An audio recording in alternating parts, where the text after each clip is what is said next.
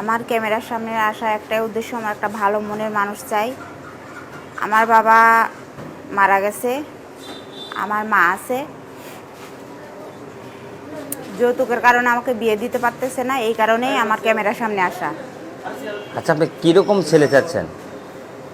ছেলে যেমনই হোক, সাধারণ ঘরেরও হলে হবে, বড় লোক ঘরেরও হলেও হবে, সমস্যা নাই, কিন্তু একটা ভালো মন দরকার।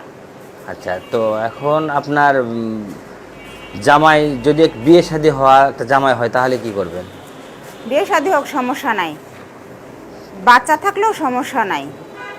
জি, কিন্তু তবুও আপনি তাকে বিয়ে করবেন? হ্যাঁ, আমি তাকে বিয়ে করব।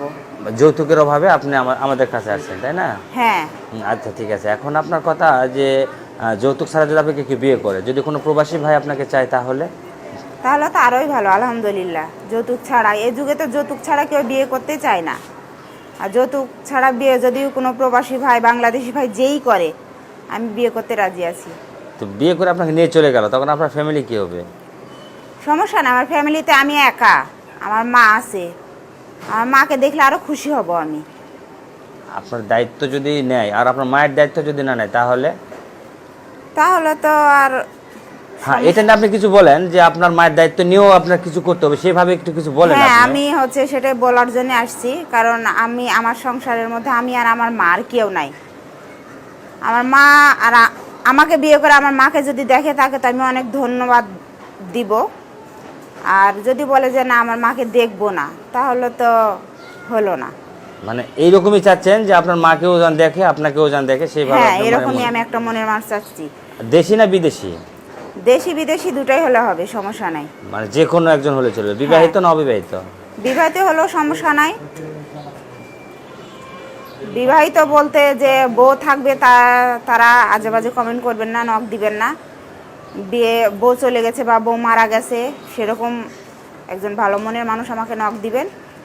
আচ্ছা, তো আপনাকে মানে তারা যোগাযোগ করবে আপনার সাথে কিভাবে? আমার তো কোনো ফোন নাই, স্ক্রিনে নাম্বার দেওয়া থাকবে, ওই নাম্বারে যোগাযোগ করলে আমাকে পাবে। তো দর্শক, আসলে আপুর কথাগুলো তো সবাই শুনলেন। ভিডিওটি না টেনে আপনারা সবাই সম্পূর্ণ আপনার দেশের বাড়ি কোথায়?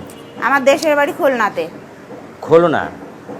আপনি আসছেন আমাদের, আপনি কি কাজ করেন? আমি কিছুই করি না, এখন বাসাতেই থাকি, সংসারের কাজ যেগুলা এগুলো করি। আমার মা বাসা বাড়িতে কাজ করে। পড়াশোনা? পড়াশোনা বেশি দূর করতে পারি না, 5 পাস করছি। কেন আপনি 5 পর্যন্ত পাস করছেন কেন? আর পড়তে পারতেন তো, ভালো হতো না? গরিবের মেয়ে, এত দূর লেখাপড়া করার সামর্থ্য আমাদের নেই। আচ্ছা, বুঝতে পারছি।